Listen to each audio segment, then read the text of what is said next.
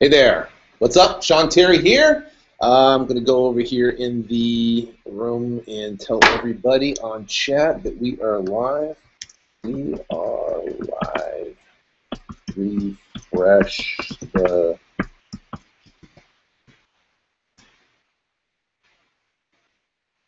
All right. So there we go. Okay. All right. So what is up? Hope everyone's doing well out there in the wholesaling world. You guys are cranking it out.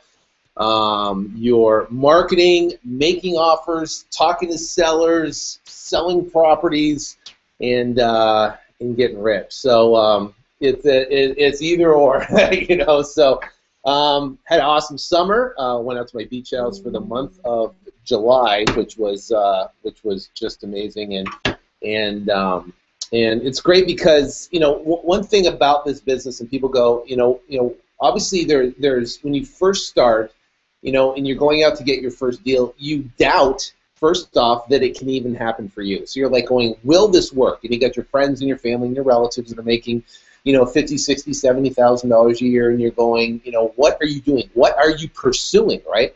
And you go, well, I heard this guy, listen to this podcast, and got this and this, that, and the other, and people making checks, and you're all excited, right? But you're going against the stream. Everyone else is going downstream, right? And they're going out and they're working, 9 to 5, Monday through Friday. They have their benefits, and they're off to work, and they cannot wait till Friday so they can have the weekend off and do whatever they want. And then you meet me, or you hear some other people talking about flipping houses or wholesaling houses, and you go, I wonder if it can work, So it sparks an idea in your head of something that could be better, right? So then we take action to go pursue that, right? So we go, okay, well, I'm going to do some marketing, or I'm going to talk to some sellers, or I'm going to maybe set up a Google AdWords campaign, and I'm going to see if I can make this work. But what happens is when you first start, there's the doubt that you can ever do it. I remember, I got my first check of $11,008, and that was amazing to me because that was proof that it works. Because everybody told me I was crazy. Everyone told me you can't sell a house you don't own. How can you make money in real estate with having terrible credit and no cash, right? That's what they said. You can't do it because they didn't understand the concept of wholesaling when it comes to assignments or double escrows or simultaneous closes. So I had a lot of resistance from everybody I knew, and I felt like I was completely alone. And that's what's great about the Flip2Freedom Academy, and great about the Flip2Freedom Academy, Facebook pages. There's other people that are out there doing this other than you. But when I first started, we didn't have that technology. Facebook didn't exist. You didn't have membership sites or training like this. I basically got some books and tapes, and that was it. And I had to just go figure it out. There was no one to talk to, nothing. So I didn't have coaching calls like this where I could either ask questions or do whatever. Had some chat roll and this, that, and the other. I didn't have that. So the bottom line is that once you get your first check, that is the catalyst where you go, holy cow, it's amazing, I did it. From that point forward, it becomes a business, right? And a lot of people run it like a hobby because they go, well, I'm going to send out some marketing, I'm going to get some calls coming in, I'll talk to some sellers, and we'll kind of do it. And then they don't do any marketing for 2 months, and then we'll go out and do some marketing, and this is what happens. And they run it like more of a hobby, like I'll go make a model airplane today, and then I'll go fly it tomorrow. But for a business, there's things that you look at and say, okay, here's what I want to create. And for me, I ran it like a hobby for the first handful of years. And actually I ran for a hobby for probably the first 5 years because I didn't know what the heck I was doing. I never ran a business before. And I didn't go to college and go to business school, right? Because I couldn't get into college because I was too stupid, right? I was like I sucked in school. My guidance counselor said, you know what? Here's a shovel. Go dig a ditch, because that's all you're gonna get, because you're not gonna get into college. So that was my aspirations, I guess you could say. So anyway, so I joined the Marine Corps, and that's when I joined the Marine Corps, and basically followed orders. So I didn't understand how to run a business effectively, and I'm still learning today. The great thing about the Flip2Freedom Academy and all this stuff is all this information that I've learned to go out and build a multi-million dollar a year business, which is now it's phenomenal. So what's the other side of the spectrum? Let's say you figure out marketing, you figure out how to build the business and structure it and scale it. Well, on the other side of the other side, B, right? Because you're at point A and you want to go to point B. B is essentially where you have the free time to do pretty much whatever you want. You can make the business as big or as small as you want. If you want to make $100,000 a year, yeah, you can make $100,000 a year living a pretty cush lifestyle. If you want to make $1 million a year, guess what? It's a little bit more ambition. You're going to do a little bit more marketing. You're going to talk to a little bit more sellers. You're going to get some more contracts. And guess what? That is possible. If you want to make $50 million a year, it's possible. There's more operational stuff to be able to make that happen, but you can do that. Do bigger properties, do bigger deals. You can do more volume. So the cool thing about it is you can build whatever you want to build. Whatever your vision is, you can do. Now, the Flip2Freedom Academy gives you the basic foundation, the fundamentals, to go out and get your first check, to go out and then rinse and repeat, and then scale it to a multi-million-dollar year business. Now, once you get to point B, guess what? And all the way in between, guess what? There's amazing things. You can if you want to buy a beach house in Southern California, go to the beach for a month and hang out, or go on exotic trips, or go to stuff. You can do all that type of stuff. And I'm saying you don't have to wait till you're making $2 million a year. You can do it, during the process, which is great. And you don't have to answer to a boss. You can come and go as you please, and you have the freedom that is. You can't explain the freedom of what you can do and not having to answer to someone every single day, right?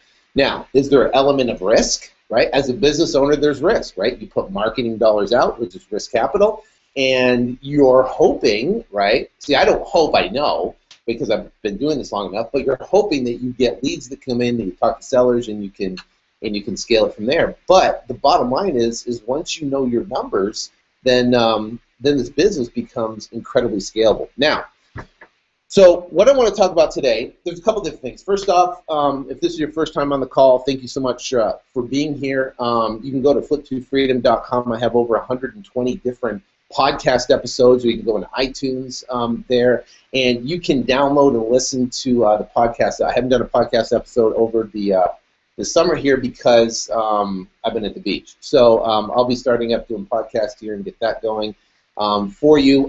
Tonight, I have an exclusive call with Eric Thomas. I just got off the phone with him. We're doing a joint live event together in October 2nd, 3rd, and 4th weekend, 3rd through the 5th weekend. You can go to attendgreatness.com, greatness.com, and you can see that. Now, what we're going to do in that particular event is we're going to talk about the element of motivation, right? How to break through mentally, motivation-wise, to the next level. What's it going to take? And then we're going to talk about how to run a business, and specifically a real estate business, right? See, Eric, when we talk, he's the fuel, the motivation. And real estate's the vehicle. So we're going to basically mesh those two together. That will give you the key elements of what it takes from a motivational standpoint to keep yourself going when it's not working. Because everybody, I've done it. Everybody, that starts something new like this, there will be a point in time in your business that it's not working. Okay. It's not working, where you're doing everything right and it's not working. And what's going to happen is that you're going to start to freak out, right? Because you're going, holy cow. And at those points in your life, those are tests, right? So you can grow to the next level.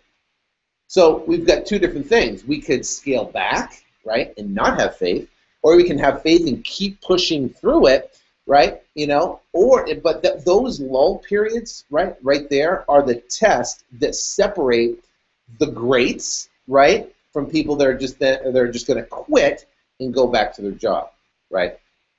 It's easy to quit and go back to your job because that's safe. But guess what? You know, what are you sacrificing? You're sacrificing your dream. You're sacrificing your freedom. And if you stand for something and you say, listen, you know what? I am going to do this no matter what. I am going to make it happen no matter what. I don't care what, you know, what hell I go through, right? To make this happen, I'm going to make it happen. And if you come with that type of attitude into this business, then guess what? The universe will submit to you. They'll submit. You know what submit means? That means they'll give it up. They'll say, okay, listen, you know what? This guy, I tested if he's weak. I tested to see if he had a backbone. I tested to see if he had what it took. I tested his faith. And guess what? He pursued, and I'm going to give him the promised land, right? I mean, look at what? I mean, Moses went through and traveled all around for 40 years before they got to the promised land, right? Here, what's great about it, you can do it in a matter of a year. You know, you can do a matter of 6 to 8 months, or even less. You know, depends on your pursuit for it. So, all right. So, essentially, let me go back to here real quick. See if we get this. See if everybody's online. Okay, so it looks like we're good. All right, so I'll get to your questions, but basically I want to talk about right now. Talk about structure. Here's what I want you to look at, and I know people. There's people on the call that are looking to get their first check, and there's people that are in the middle. They've got multiple checks, and now they're looking to take it to the next level. And then there's people who are doing really, really well, where they've done, they're making $100,000 a year, $50,000 a month, and they're cranking, and they still want to take it to another level. So essentially, whatever spot you're in, it doesn't matter. The bottom line is the question is, where will you be, right, in 10 years, right? That's called your 10-year vision. So where do you want to be in 10 years, right? And specifically, what type of revenue do you want to do? How many deals do you want to do on an annual basis? And how much marketing do you see yourself doing to get those deals, right? And let's say theoretically, you get, and we talk about the number of one deal for every 25. I use in our business, because we're in Phoenix, it's a very competitive market, I use 1 in 50. So one contract for every 50 leads or calls that we have coming in. Now, there's a difference. There's calls and then there's leads, right? We take everything. All the calls coming in, 50 calls equals 1. And those calls or leads combined, you got calls and leads together, 50 calls equals 1 contract. Okay, now some people are going to say take me off your list. Some people are going to say they're going to want retail. It's just going to happen. But the bottom line is that 1 in 50 for Phoenix is what we use for the computer numbers. So if you know where you want to be in 10 years, it's your long-term vision, right? And then you go, what does my company structure look like? Okay, what does my company structure look like? So then you go, as a company structure, well, you're going to be the visionary or the business owner, and then you're going to have, right, multiple different departments, right? And then you're going to have a department that's going to be sales, where you're going to have a sales guy go out and get contracts. Then you're going to have a position where it's going to be maybe marketing and operations, and they're going to have a department that is finance, right? So now you have these, you put all these together, and this is your organizational chart. So let me show you mine.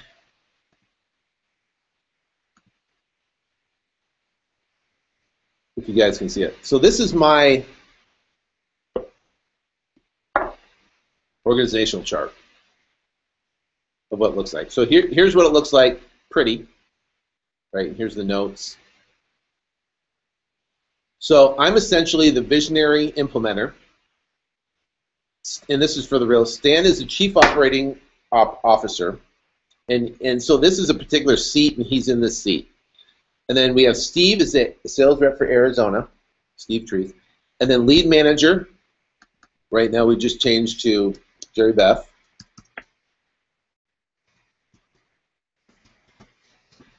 Right, so she's the lead manager now. So all the calls come in, she's managing leads, setting appointments for Steve, right, and then making email offers. Then sales rep for Las Vegas. And then we have disposition and transaction coordination. This essentially could be 2 seats depending on the volume. Dispositions is selling the properties, and coordination of the actual transactions themselves. And a marketing manager, and that's so Stan occupies this seat, he occupies this seat and this seat. As we grow, we will hire for these positions right here, okay? And then Chelsea over here is the CFO, and she manages all the books in the financial side of it. So if you look at this right here, this operation, as we grow it, right, we'll probably need to add more people under Jerry Beth, you know, so we'd add essentially, you know, a phone person, right, you know, that's on the phone, that's helping manage all the leads and the calls. And then we can add more sales reps across different markets. As we expand to different markets, we can add, you know, sales reps for California, sales reps for Dallas, sales rep for other different markets that we can tap into, and then the marketing, and we'll have our own marketing manager, and that seat will change to someone we can hire. So as revenue increases, then what will happen is these seats will fill up, and then Stan will have 1 seat, Chief Operating Officer, Steve, and then each person will have their own seat and their own reporting. So they will report on specific things. So, you know, if you look at here, the role of Chief Operating Officer is to manage all property sales, comping properties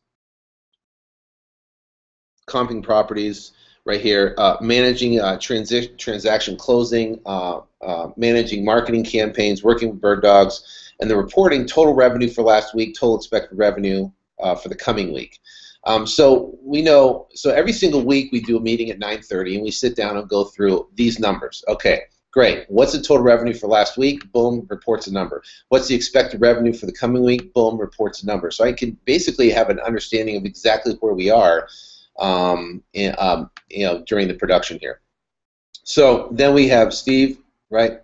Well, he's the making offers and getting contracts. So he reports every Monday the number of appointments he went on, number of offers he made, and number of contracts, and also contract value. So he does the there's number of contracts that are the number, right? And then also he reports number and the dollar amount.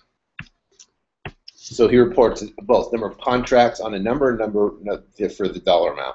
So that's what he reports on. So in our Monday meeting, we go around. Stan reports his numbers. He reports his numbers, and you can get a real pulse on what's going on.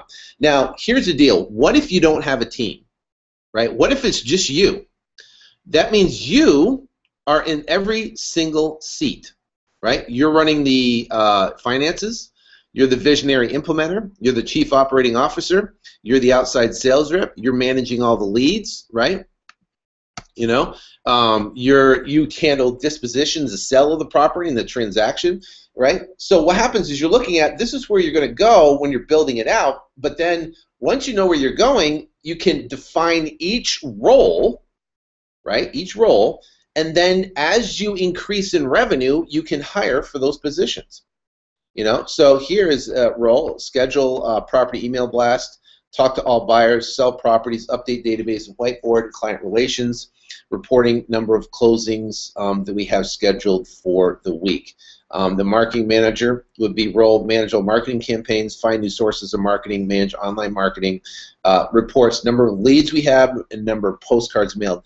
And we have our CFO here that does our marketing budget. So essentially what's going to happen is for the marketing manager, we control the amount of direct mail. When it comes to other sources of marketing, whether it be TV, radio, we want to do a total lead count, and each one of those marketing channels will have their own analytics.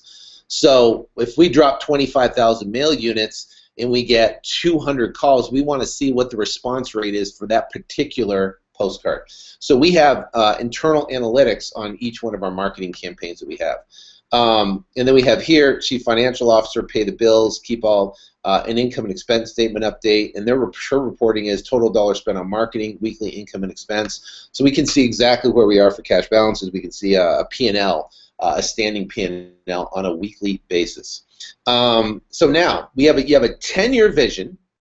Then we have a 3-year, right? Where do you want to be in 3 years?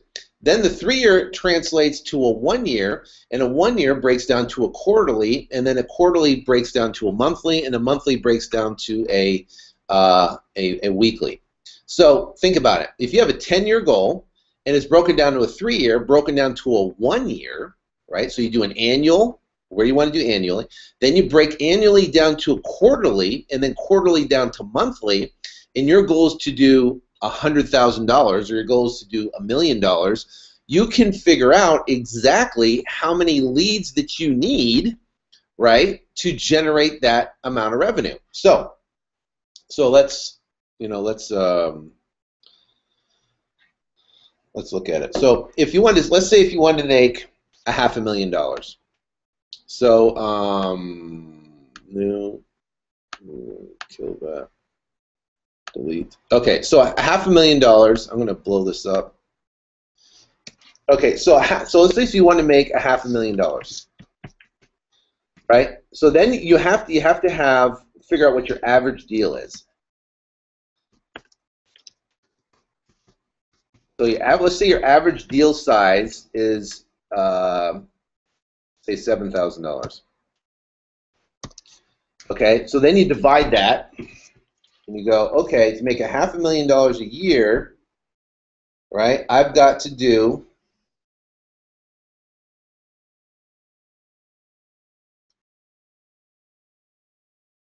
$71 deals annually. So now you divide that 71 divided by 4, right? So you have to do basically 17, let's call it 18 deals a quarter, right? And 18 deals a quarter, so 18 divided by 4 equals, let's call it 5. It's 4.5. Let's call it 5. 5 deals a month. Okay? So then you go, what type of marketing do I need to do 5 deals a month? Okay, well, 5 deals a month, and now you multiply 5, right, times, say, 50. So you need 250 leads a month, right? So what I did is I said for one deal, for every 50 leads that come in, or calls or leads that come in, that we need essentially 250 leads to get 5 deals in a month. Right? So now we go, okay, how much marketing do I have to do to get 250 leads a month? Well, let's say 25,000 times 1% is 200. So that's 25,000 mailers a month, or postcards. So how many is that a week? Well, we go, okay, 25,000 a week divided by 4, depending on how many weeks you have. So you get 6,250 postcards a week. Okay.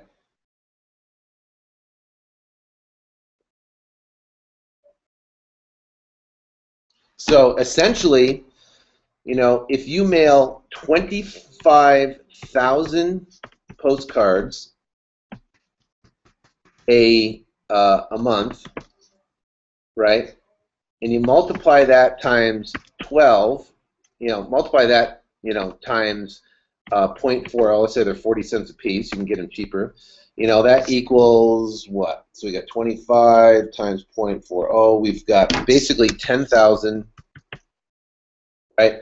Which you times that by 12 equals 120,000.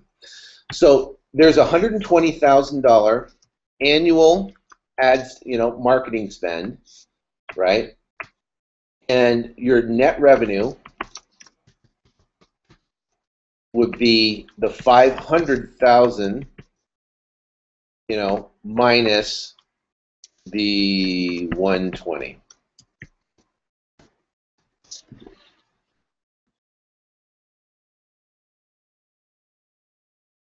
So you'd essentially net 380,000, right? So that's an easy way to basically look at it. Now, what if you wanted to net 500,000, right? So now you go, okay, well, that means if I'm going to gross, right, 750, because I'm going to spend 250,000. See what I'm saying? How these numbers. So this is what we do when we figure out our goals on a 3-year down to a 1 year. We say, okay, listen, what do we want to make for a year? Okay, we want to do 8 million for the year. So, and then I back out all the numbers, and everything breaks down to how many weekly postcards we have to send, how much marketing budget do we have to be able to increase and get those numbers. Okay, so now once you know that, then you can now execute your plan. Now, who's going to do the reporting? You're going to report. Your name is going to be on each seat. So you'll report on appointments, offers, and contracts. You're going to report on, right? You're going to report on number of closings. And each week you're going to have a meeting with yourself and go through. And what happens is as you hire people in your system, then they're going to start taking on more of the roles, each role, right? And then they'll start reporting to you on their number of leads per week, number of postcards mailed. If they're a marketing manager, you're probably your first hire will be a sales rep. So we want to know, and a sales rep was typically, if you hire, let's say your first hire is a sales rep, you have a sales rep that will also be the lead manager, right? So he's going to report on the number of people talked to, number of email offers sent, number of contracts accepted via email.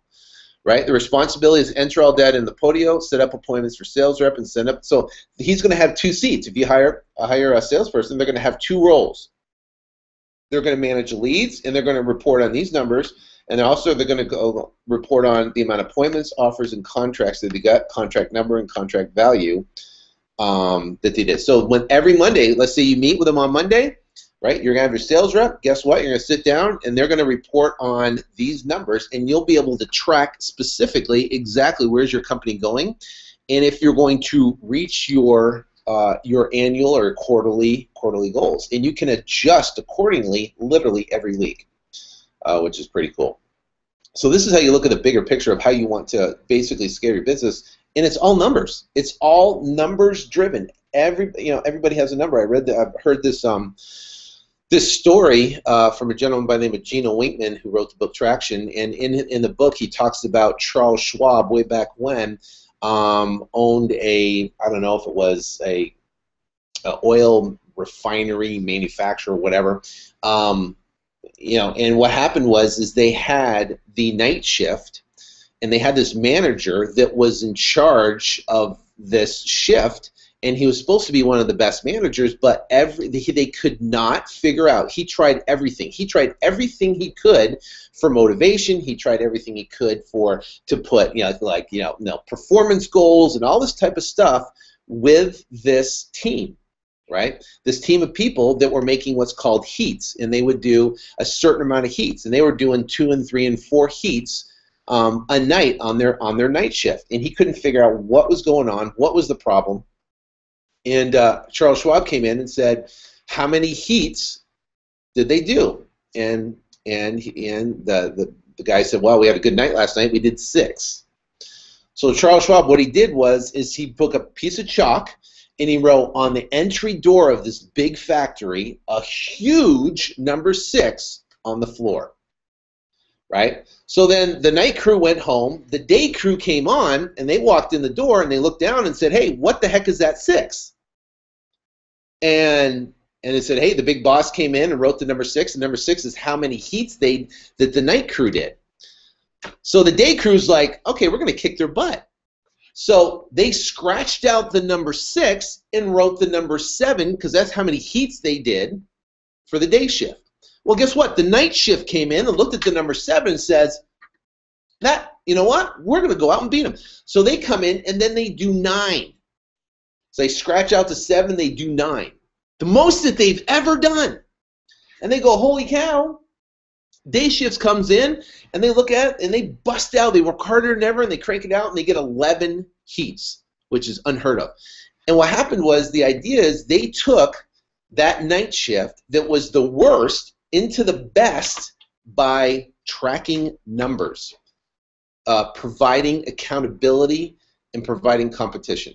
So what does that mean for you? Well, first off, if you're reporting to yourself, it's a little bit, it's a little bit difficult. You have to want to uphold the standard, and you want to be able to hit your goals, right, and be able to report on specific things, like number of appointments you went on. If the answer is 2, right, and you need to be 8, then guess what? It's time to hustle. That means we got to get more leads coming in. Number of offers made, number of contracts made, right? This is all a scientific game of basically marketing and then tracking numbers and then obviously making offers, making appointments, and you will get those deals. So let me go back here. So that's it. That's the exciting thing about it, is that the cool thing is, it's like me. I don't have a college education. I used to be a U.S. Marine. I got C's and D's in high school. So you don't have to be brilliant, right, to do this. And it's taken a lot of work and a lot of reading. And I'm sure there's people on that are watching this right now that do have college educations in business, and they know how to set up business. So once you can grasp this concept, right, and realize that you can build a company and build a business that can afford you to do amazing things, right, and you can reinvest your 15% plus back in the marketing, and you can scale it to a level to where you don't have to do $120,000 of marketing this year. You can scale 15% back into it, but you'll work your way up to it as your revenue increases. And if you treat it like a business, instead of just going, oh, I'm going to send 1,000 mailers and I hope it works, right? It's not how you do it. You say, listen, I'm going to go. This is my annual goal. This is where I want to accomplish. This is where I'm going to go, and here's the numbers I have to hit to make my annual goal work. That's how you do it. That annual goal, it doesn't matter. And you know what? I'm going to make a spreadsheet, but I'll make a spreadsheet with these numbers in it. So all you got to do is you'll be able to drop in what you want to make, right, and then figure out your average deal size, and it will spit out the rest of these numbers so you know exactly what type of marketing you want to do, which will be cool. All right, so questions. Back to you guys. All right, questions. So I'm going to go back to this. I'm going to go, back to this, back to this, back to this. All right. Questions. All right. Okay. This is from 1T. Hi, Sean. Question: in the conference environment is going to be leadership and goal-orientated with a little real estate involved, or vice versa. Also, non-conference related. Why do you? Okay. The conference is essentially going to be about how to build a real estate business, right? But also, too, Eric's going to also talk about how he used social media platform to build a multi-million-dollar business. And what's great about it is that when it comes to business, right, we just talked about leads. Eric is phenomenal at generating leads into his business, right, for people, which can carry over multiple different platforms. It can be real estate if you want to be coaching and sales. It could be, starting a podcast, doing all that type of stuff. So the cool thing is that he's going to provide the foundational, motivation and what it takes to basically build a platform when it comes to social media and free outlets or driving traffic. And then what I'm going to talk about is how to relate it to real estate, which is going to be cool. it's actually attend the call tonight. We're going to go more in detail, but it's going to be pretty exciting. Why don't I bother to do short sales? Because short sales are, there's restrictions in short sales that will say that a bank will put a restriction on the short sale saying that you cannot resell the property for 90 days or X amount of percent. Okay, so let's say you do all the work to get the short sale down, it gets approved, and then the part of the approval says that you cannot resell the property for 90 days. Well, what do? You either have to close on it and wait 90 days, or you have to start playing some games, which, you know, I don't like playing games when it comes to banks or any of that type of stuff. If it's gray, forget it. I'm not going to do it. So the bottom line is I choose not to do it. Now, could there be a possibility where the bank says, hey, no problem, you can sell it tomorrow for $100,000? Well, the problem is when you negotiate a short sale, right, you're basically, the agent has to convince the bank that it's worth less. And if you, in turn, resell the property for much, much more, what's going to happen, right? It's going to open up some liability. So I just choose not to do it. Okay. This is from David. Hey, David, you're in Woodstock, Vermont. Well, I'm from South Burlington, Vermont. My dad was actually the town councilor of Essex. I have my first potential deal in Colchester, cool, Colchester, Vermont, that is about to go into foreclosure in January. Seems to be mostly cosmetic updates. The heating system was removed in this worst house, very nice neighborhood. This is approximately 20,000 equity. There's probably 20,000. The bank has been paying the taxes. The bank needs to recoup it all, etc. Is this a land deal or rent to own? Thanks for the. Is this a land deal? Land deal is typically land. You're talking about land contract. So there's 20,000 of equity, but the bank has been paying the taxes. The bank needs to recoup. So is your negotiation, David, with the bank, or is it with a homeowner? But you said it's going to foreclosure in January. So here's what you need to do. I would get the property under contract, right? And what you do is, you know, or at least get a letter of authorization from the seller. And the letter of authorizations in the Flip2Freedom Academy under the resources, under forms and contracts right here. So I would get a letter of authorization and then get a payoff from the bank. And what the payoff will do is will tell you everything that has to be paid to bring the property current, okay? And they should give you two different numbers. They should give you the total payoff, right, and the number, how much money it would take to bring current, right? And that's called essentially a reinstatement, to reinstate the loan. So once you have that number, right, then you'll be able to kind of know what the you know, then you'll be how much real equity you're playing with, and then you can structure a deal. You've got to get a payoff from the bank. Now, there's two ways to do it. You can get a contract on the property, and then get the letter of authorization and work with it that way. But then if they owe way too much, then you're going to have to renege on the contract. So, but if you're working with a seller and you get a letter of authorization, pull payoff from the bank, then what can happen is at least you'll have a good idea of exactly how much equity is in the property. I would do that first, and then once you have an idea, then you can structure the deal.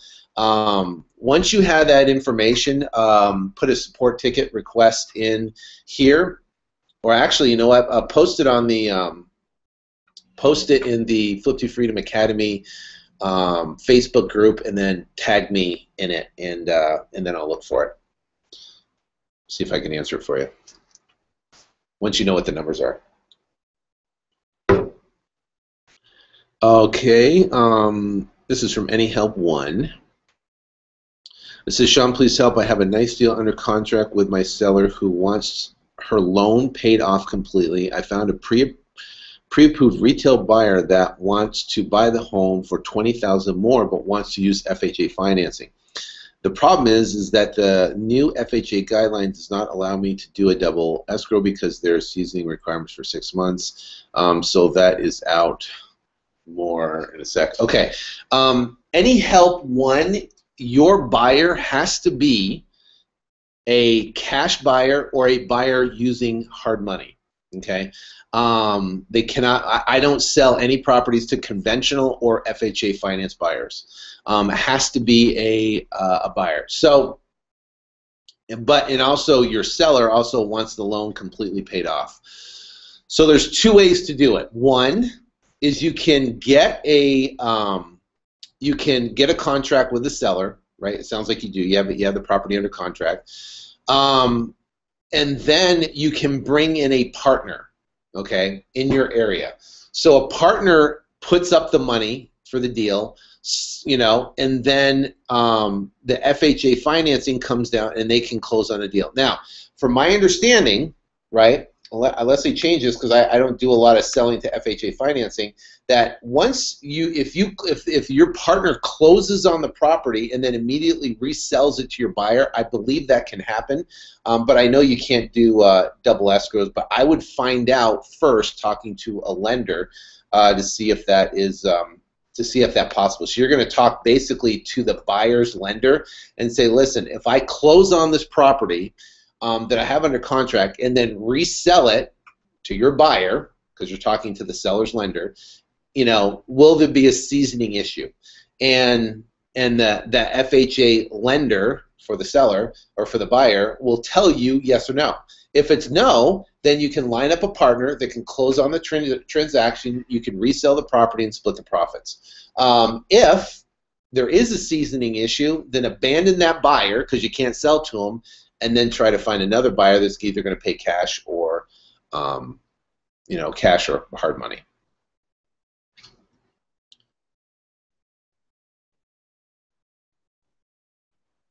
Okay, this is any help. Secondly, I thought I could be listed on the HUD on the seller side as a marketing fee, but the FHA lender will not allow that to happen because I'm acting as a realtor without a license. Yes, that's correct.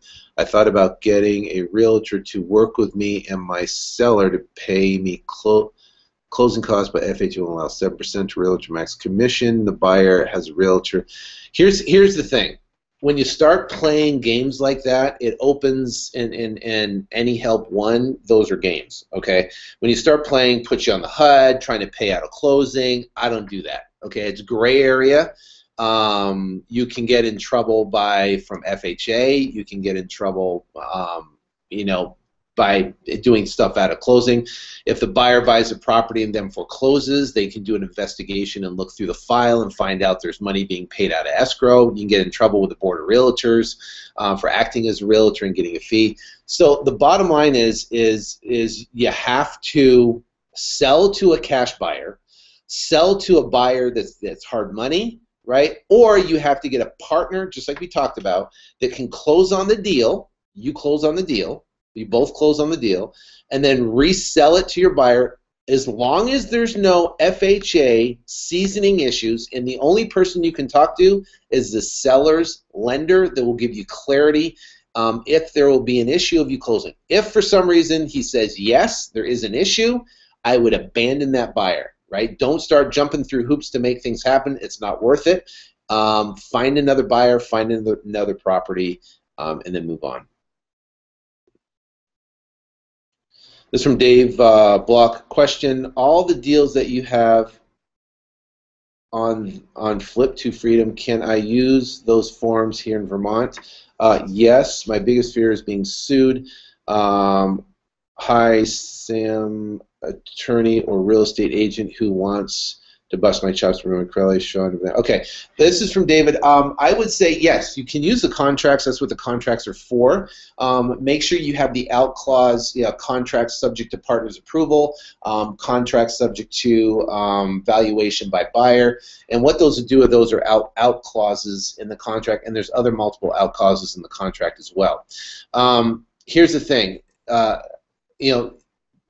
what any help number one, right? That's when you can get in trouble when you're trying to put your name on HUDs and then get paid out of escrow and have an agent try to pay you this. That's where you get in trouble right there.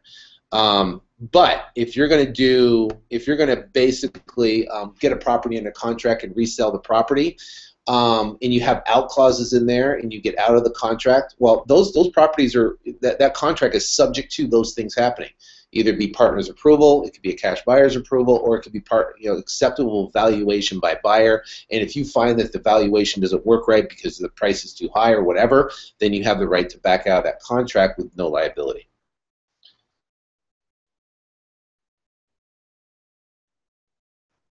Okay, this is from Nick Schaefer. I used PPC advertising successfully to generate leads. I was researching and came across a marketing technique called solo ads using email marketing. Have you ever used these? And if you can, give me some example of what you would like as a resource app. Okay, Nick, PPC advertising is great because PPC advertising is very targeted, but great question.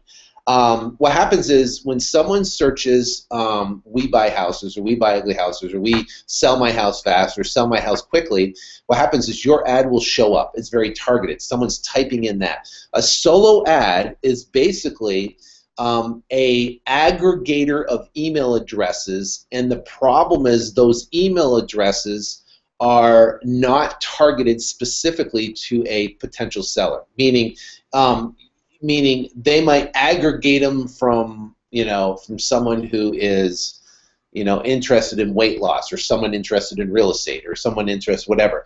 If it's not targeted, so what they're going to do is a solo ad is sending an email out to all these people, hoping that someone might be able to to purchase a property.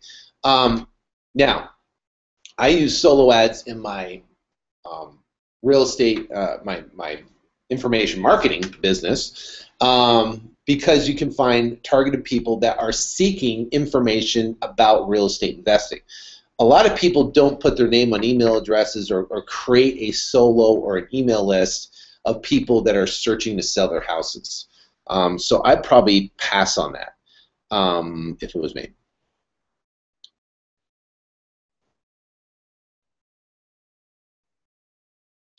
Okay, this is a great question. David, regarding the accountability chart, would you tell me how to break up my week and how much time per day these things should take? Okay, great question. Here's when I was a solopreneur, basically when I was doing all the deals myself, Monday, Wednesday, Friday were my in-office days.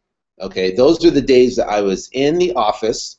In those days, I would make calls and I would talk to everybody. I would set my marketing campaigns. And I would make my email offers. So Monday, Wednesday, Friday were my in-office days, and I worked weekends. And I'd wake up early on Saturday or Sundays or whatever. But the bottom line is that for those days, those were the days that I would, Monday, Wednesday, Friday, that I'd hammer out the phones, I'd talk to as many people, and I would hit those accountability numbers right here. So I'd essentially be the lead manager. I'd enter all the data in Podios, or I didn't have Podio at the time. I basically just had lead sheets, set all the appointments, and then I'd figure out how many people I needed to talk to, how many email offers I needed to set, and how many contracts I get. So that's what I do. Monday, Wednesday, Friday, I'd be the lead manager. Then Tuesday and Thursday, I would be I would go on appointments, and I would stack appointment after appointment after appointment. Every appointment would be an hour and a half, and I would go appointment to appointment, and I'd probably bust out 6 or 7 appointments, 5 appointments in a day if I could. I get as many. I'd start early at 9 o'clock, and I'd go all the way, and I'd have my calendar, and I'd book from every hour and a half to 2 hours. I'd book an appointment. I'd do a quick 30-minute lunch. I'd run through, grab something to eat real quick, and I'd go to my next appointment. But that day was the hustle day. And if I went on 6 or 7, 8 appointments, I'd come back with 4 or 5 contracts. So I'd get 4 or 5 contracts. On a Tuesday, 4 or 5 contracts. On a Thursday, I had 8 contracts for the week. Boom. Now, I'd start my marketing campaign, and then next in marketing, I would typically, for the properties, I'd hit on the weekends. So I would tell all the buyers that meet me on Saturday at a couple of 2 or 3 or 4 particular properties, and that's how I'd sell the properties, and usually sell them on the weekends. And then Monday, Wednesday, Friday, I'd be back in office days, I'd be talking to all the leads and cranking it out. So that's how I managed my time in my work week.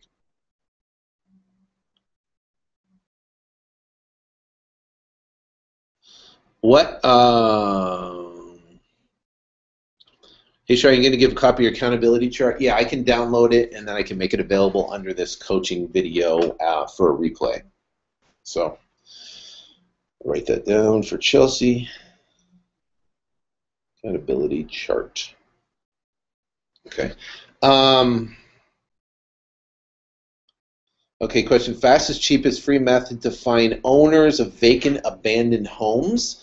The fastest, cheapest way is to find motivated sellers now.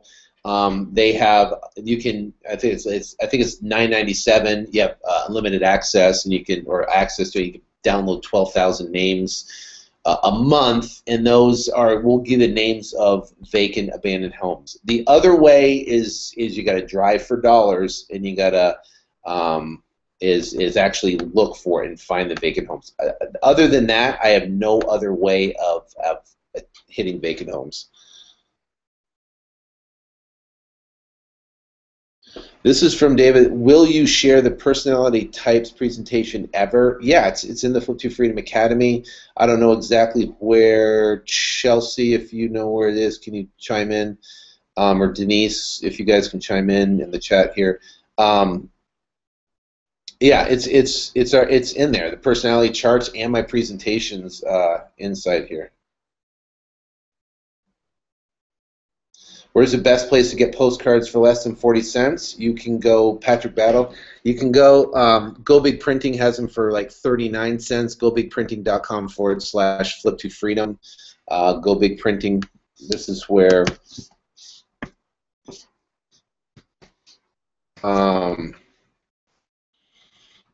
you can get them for like 38, 39 cents here. Go Big Printing, this is for you guys. The other place is what's it called? Click2Mail, click2mail.com, click2mail.com. You can go there, and you can check out there. They can tip again for 38, 39 cents. I have another source, but you have to do 50,000, 25 to 50,000 mailing at a time to be able to do it, and a lot of people aren't there yet, so that's okay.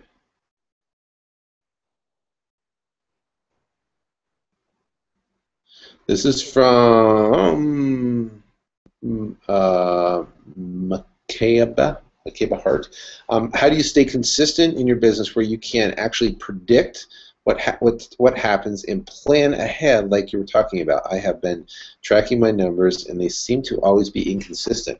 Well, if you're tracking your numbers, you're going to see a trend, right? So if you send out 10,000 mailers, right, and you get X amount of response, you get 10,000 mailers, you get 100 leads, right? Then you can, and in each market's going to be different of how many leads you get. And then how many sellers you actually, how many people you talk to, and you track those specific numbers. What's going to happen is over a course of time you'll be able to see, and you should know numbers like your cost per lead, right? How much a lead cost you, and then what the average, how many leads it takes to get a contract, and that is done over time.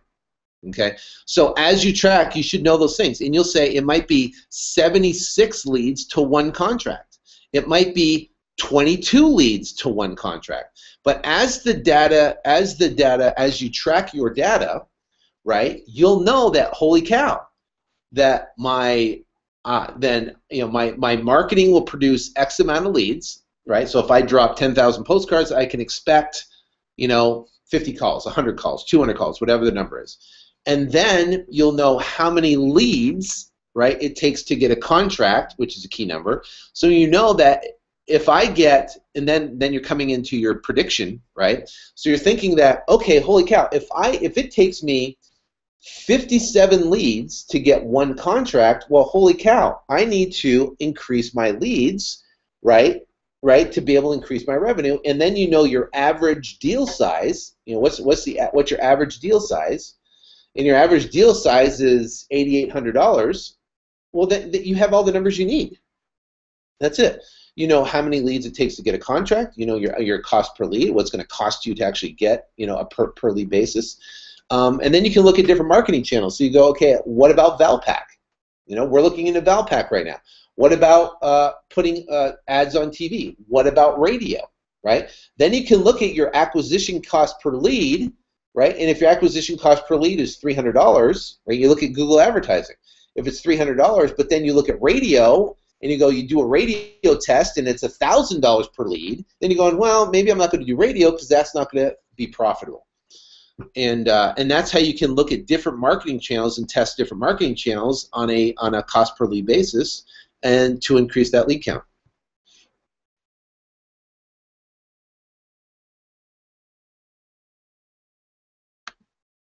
This is from guest 118. Can we bring a partner or spouse to the event in October?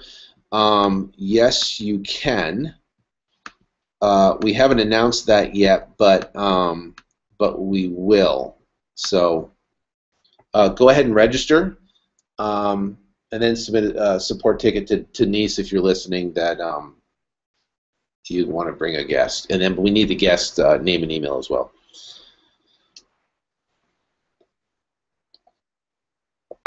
Congratulations, Ron. Anthony Roach, what's up? Are you going to go to the event, Anthony?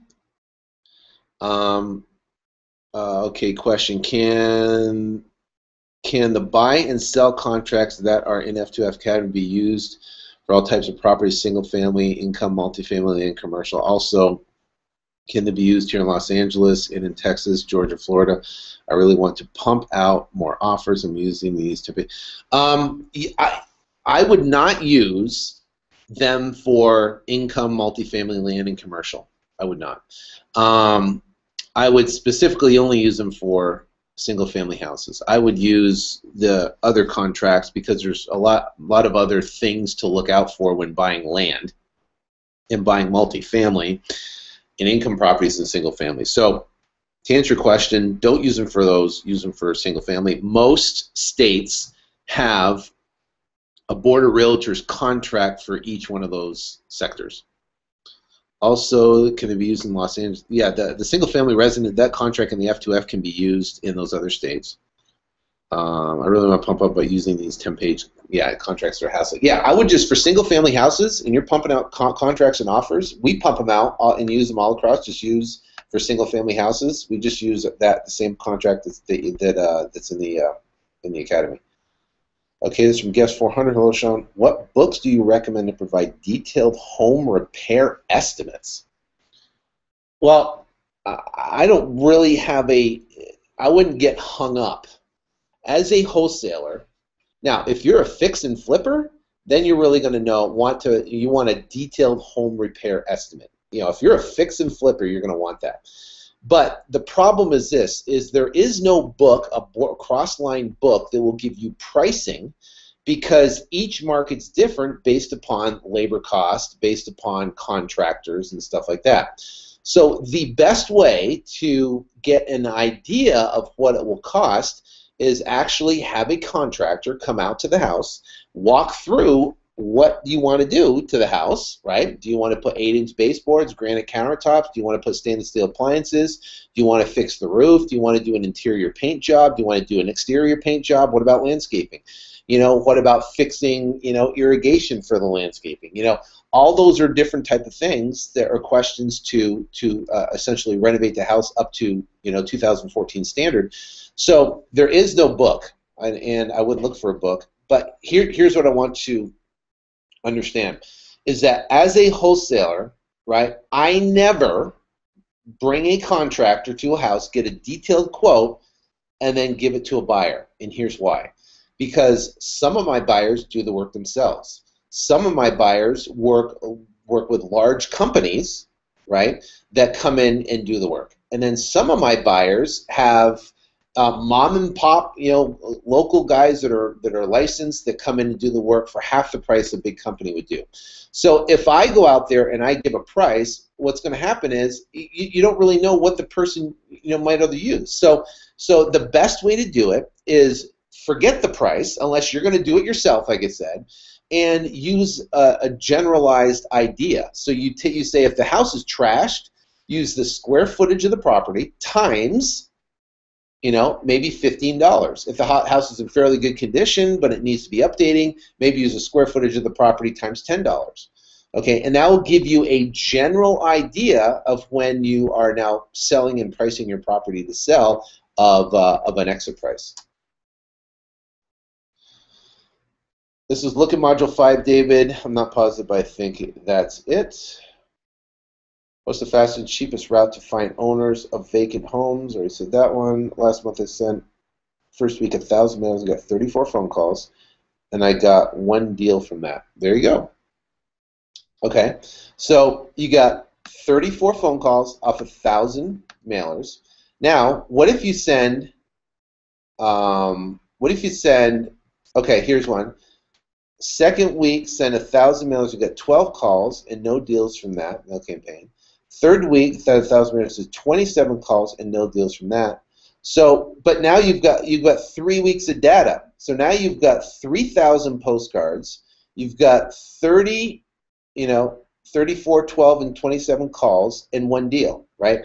Now, here's my question: are you optimizing those leads correctly? Are you optimizing them correctly?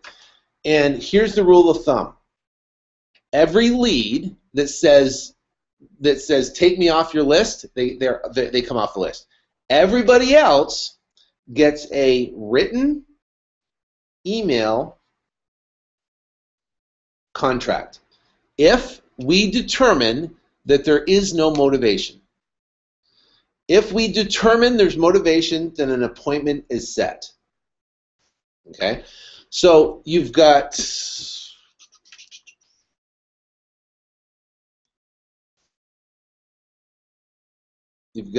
34 plus 12 plus 27, so you got 73 to 1, right?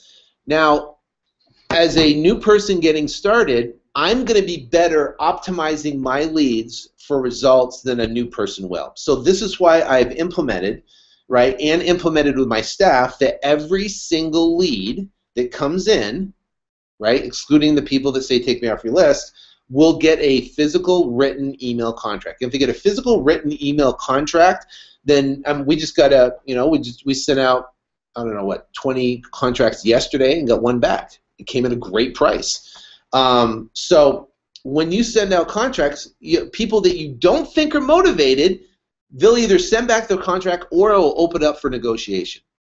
So my first question to you would be, did every single one of those 73, let's say 20% off the top, 14, did every one of those 50 people, did you send an email written offer to? If the answer is no, then you're not optimizing the leads like I teach, right? And you'll throw, now once you start doing that, you're gonna start talking to people, you're gonna start making leads, and then you'll figure out your numbers. So you go, okay, listen, and honestly, too, 3,000 mailers isn't a test. 100,000 mailers over time, that's more of a test, and really fine-tune your numbers, okay? And it's something you consistently, you'll be able to dial in over a year of looking at all your numbers, and you'll know exactly after a year of tracking where you stand on numbers, and it can become scalable. I didn't start tracking numbers till, just a couple of years ago. And I wish I would have. I wish I would have had that data. So for me, teaching you as a new person, please track your numbers, because you're going to be able to look on that data, and it'll really, really change the way you do stuff. So,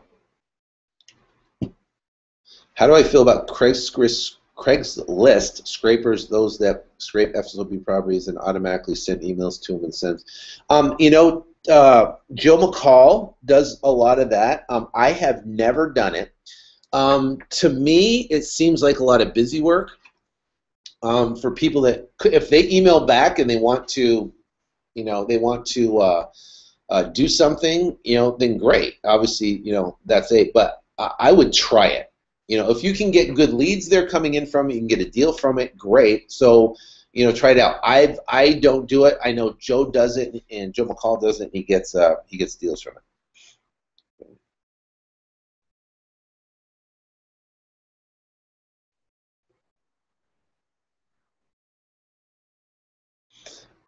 That's a great question. Guest 431 says, "Hi Sean, have you ever considered positioning yourself as a distress sales as a consultant who will help them find the best solution to their housing situation?" I don't do that because they have realtors that do that. A realtor essentially is a consultant. And what they're going to do is they're going to represent the buyer or the seller and give them the best advice based upon their training and knowledge to help them maximize their price in the shortest period of time. So I wouldn't position yourself as a consultant. I would position myself as a buyer, right? Because what does the seller want? The seller wants a buyer, and they don't want a consultant. They want someone that's going to be able to write a contract on their house and be able to commit to a price and close on the deal. So I position myself as the buyer.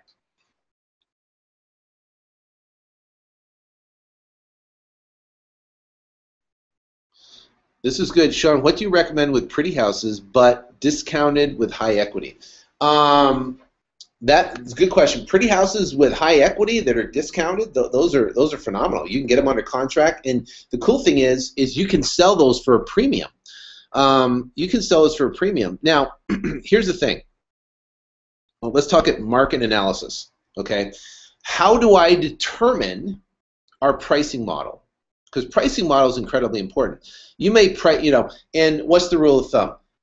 ARV, times 0.70 minus repairs equals exit price minus profit equals offer price, right? That's the formula. Now, that's a standard formula, a blanket formula that can be broad stroked over a national market, right? That works. ARV times 70, okay. But once you start doing this thing and you start dialing in, right, down to a specific market like Phoenix or Vegas or Dallas or whatever market you're in, you really want to start looking at your current market data. So what we do is we look at, okay, inventory levels. As inventory decreases, we increase our price. So it might be ARV times 80% minus repairs, right? It might be sometimes, and if it's a pretty house, your question is pretty houses, you might be able to sell those pretty houses at a premium to a hedge fund that's looking in your area that might want to come in and buy these properties, right, and hold on to them and rent them out. So here, remember this thing, is that in how you find your inventory within the MLS, right, have a realtor friend or whatever, pull the historical inventory data between 2005 and current. And what you'll see is 2005 inventory levels were really low nationally.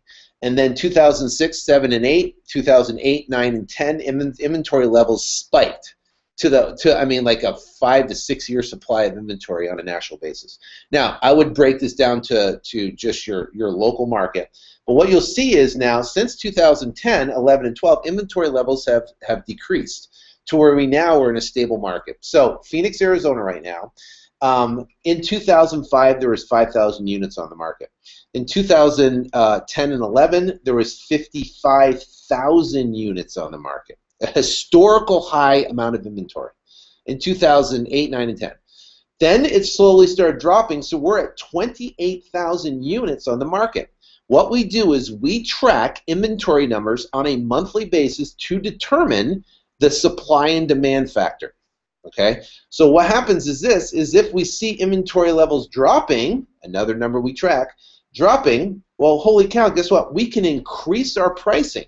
Well, what if your average deal you make $7,500 or $8,000, but then you start increasing your pricing because there's more demand and inventory decreases and you have inventory and you raise it up $2,000 and you do that over a 12-month period and you do 50 deals, that's an extra $100,000 of revenue coming into the bottom line because you are aware of current inventories and where they are. Now, if inventory increases, well, guess what? We have to be more aggressive on our pricing, and that's why we track it like that.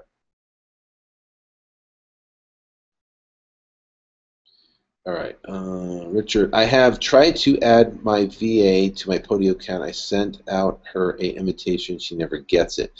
Do you know what that might be doing wrong? No, if you're sending her an invitation to the email, tell her to check her spam, because I haven't had anybody hear any problems about that whatsoever.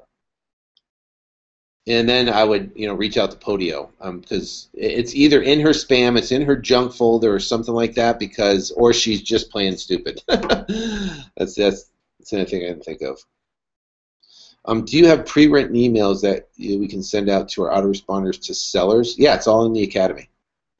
I don't know which one, but go through the Academy. I have 1 year pre-written emails that are preset into the autoresponders that you can literally copy and paste. The answer is no, and you're right. Thank you for appreciate it. Okay.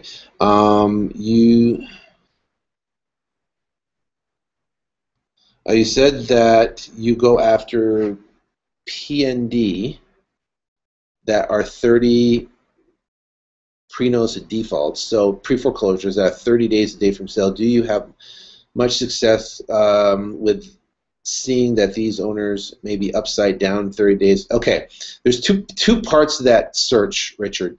One, it's 30 days from the sale date, and two, right, they have to have at least a 5 to 7 year, 10-year ownership, depending on the state you're in. In Arizona, because we got hit so hard, I mean, there's houses that were 200,000 that went down to 40,000, so now they've come back up. So I can go back 5 to 7 years that the mortgage origination date is 5 to 7 years, and it's 30 days from the sale. That's going to get only focused on properties with equity.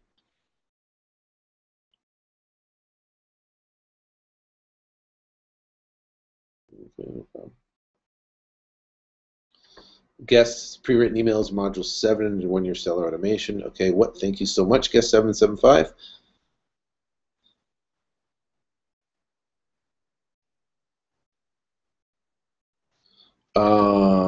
Nick, that question's been answered. It's in module. I have a 1 year seller automation money market machine. That is pre-written emails in module 7. Otter 922. I'm new and need structure to my business. I've heard that for a guy starting out as a single player who intends to grow having multiple employees, basically as you've done, that an LLC is the best entity to house a business in, and there's specifically in Nevada, LLC provides the best protection for the founders of the company assets. Do you have any thoughts on this? I don't have mine set up as a Nevada LLC. Typically, people do it for tax purposes, but then you have to get a Nevada person to do your taxes and this, that, and the other. I do have an LLC, and I would set up an LLC and set up an LLC in your state. And that is the best way, and also get a $2 million blanket umbrella policy on that LLC. It's pretty cheap. It's like, I think it's like a couple $100 a year.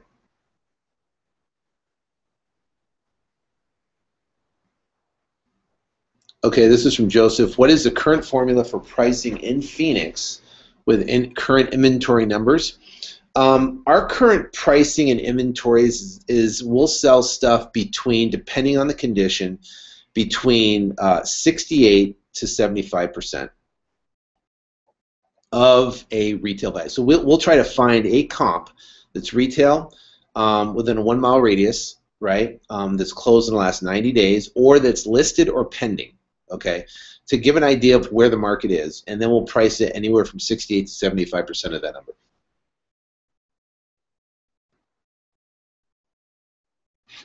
Cool. Any more questions? Questions before I wrap it up.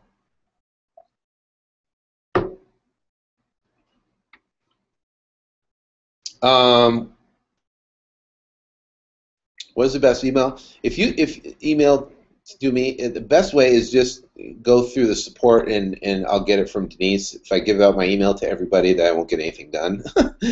And I spend most of my time in the real estate business and the information marketing business, so because I'm building it. When's the next going to be in Dana Point? I don't know. I was just there for a month, for the month of July, so I don't know when I'm going to be there. Again, right now we're pushing for the event. I'll be in Scottsdale in October. You guys want to come visit me then? Or make sure you register. Go to, let me go to this. Where is the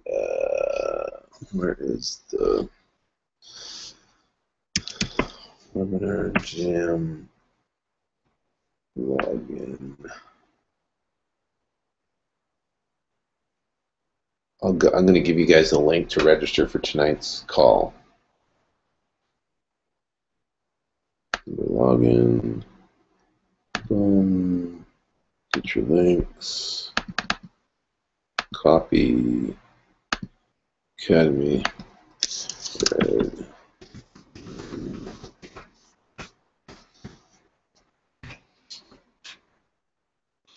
All right, so register for that. Okay.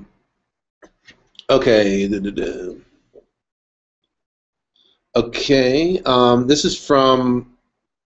I wish I could know how to pronounce Makaba Heart, MB Heart.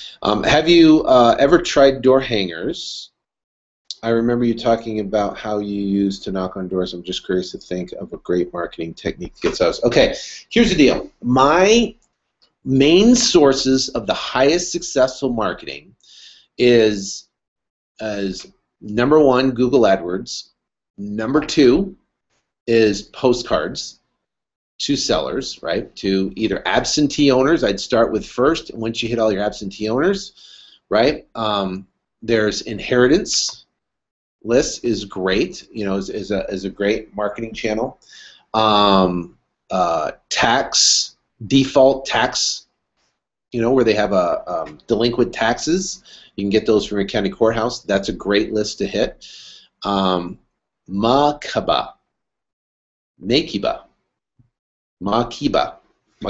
Okay, I got it. Makiba. All right, so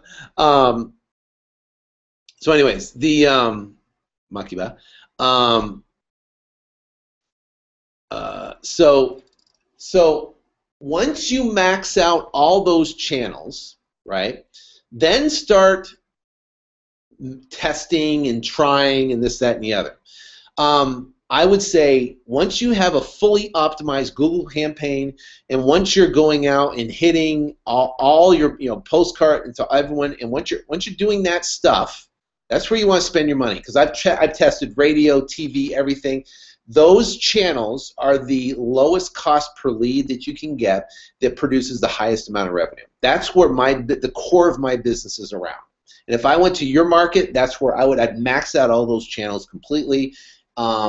And then I would go, into other different channels. Cool, Richard. Perfect. Thanks, Denise. You're welcome. There you go. Perfect. Sounds good. Alrighty, guys. Let me get back to you. Boom. What's up? I like this all Google Hangout stuff. So so tonight's going to be really killer. Make sure you register for that. I'm going to be on the phone with Eric Thomas, and we're going to go back and forth and talk about what we're going to talk about in October. We're going to talk about motivation. We're going to talk about his story, how he went from literally homeless to a multi-million-dollar-a-year business, and the steps that he went to do that. And so we're going to have some fun tonight. It's going to be great, and I'm excited to have him on a live call. So that's super cool, and we'll be back here in the next 2 weeks. Make sure you come in, bring the questions, and we'll rock the house, answer them, and we'll make this available on replay for everybody inside the Academy. So keep focused, Remember, it's all in numbers. It does, it doesn't matter where you come from. And remember, the numbers, have to be tracked over a certain amount of time. It's a business, right? It's just like if you're going to start a McDonald's, you're going to start something. It's a business, right? You're not open for 3 days and go, oh my gosh, we've only sold, Monday we sold, 1,000 burgers. Tuesday we sold 500 burgers, and Wednesday we sold 800 burgers. So it's over a course of time. When you track and you do your marketing, you track your marketing, you'll realize that, holy cow, you'll know specifically it's 76 to 1 that it takes me to get a contract. It's 58 to 1 that it takes me to get a contract. And then you'll know your cost per lead, and then you know your average contract value. And then once you know those things, you can figure out, you can project, pretty much. And then you do the same thing. You go enter another market, and you figure out your numbers. Boom, you scale your numbers, and then boom, guess what? Then you own that market. And then you just continue to grow it. So that's the exciting thing about this business is you can literally, if you run it like a business, you can make an absolute fortune and literally start from scratch, which is awesome. So thank you guys so much for spending time with me. I greatly appreciate it, and we will see you in another 2 weeks. Take care, and God bless.